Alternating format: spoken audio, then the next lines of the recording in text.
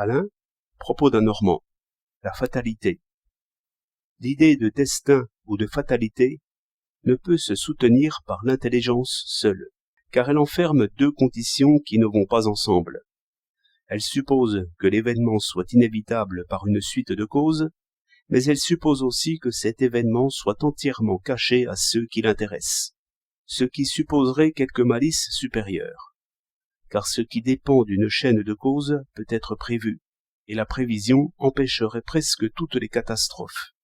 Par exemple, ce chauffeur d'automobile, s'il avait eu seulement l'idée d'un accident possible, il l'empêcherait le plus aisément du monde.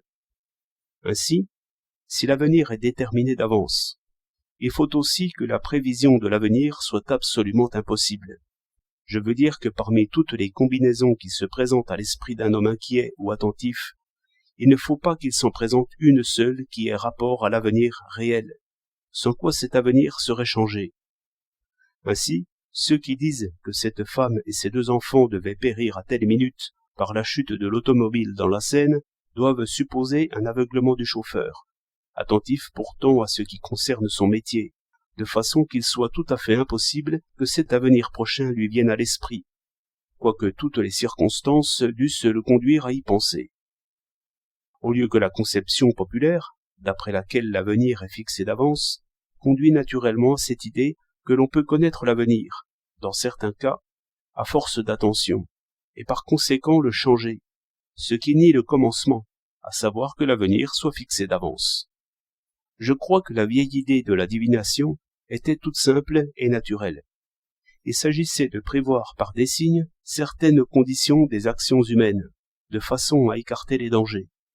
Et c'est en ce sens que maintenant le sémaphore annonce la tempête afin que les barques de pêche reviennent au port avant le premier coup de vent. L'idée naturelle, c'est que l'avenir est modifiable, et d'autant plus qu'on sait mieux prévoir. Quant à l'idée antagoniste, que l'avenir ne peut pas être changé, elle vient du souvenir, éclairé par les sentiments vifs. Lorsqu'un être humain, cruellement frappé, revient par la pensée sur le cours d'un événement funeste, et se trouve en même temps averti et tout à fait impuissant. Il refait le chemin, et il aperçoit la catastrophe. Il l'aperçoit, mais il sait bien en même temps qu'elle sera, puisqu'elle fut. C'est une chose réglée, parce que c'est une chose passée. Mais lui la voit encore dans l'avenir. Cette pensée est insupportable, mais le sentiment l'y ramène toujours. Il cherche le désespoir, et le trouve sous la forme la plus accablante toutes les fois qu'il fait ce triste pèlerinage sur la route du passé. Car il sait ce qu'il y trouvera. Tout est signe alors, et tout est présage. Mais les signes et les présages sont inutiles, parce que son malheur est dans le passé aussi. Ce n'est plus un homme qui va sur cette route, c'est une chose pensante, une idée sans action, une volonté sans prise. Voilà le tragique à proprement parler, tel que les grands dramaturges ont su le peindre. De là aussi l'antique idée d'une divinité méchante. Et cette conception de l'avenir passé a frappé de mort presque toutes les philosophies. 25 avril 1913.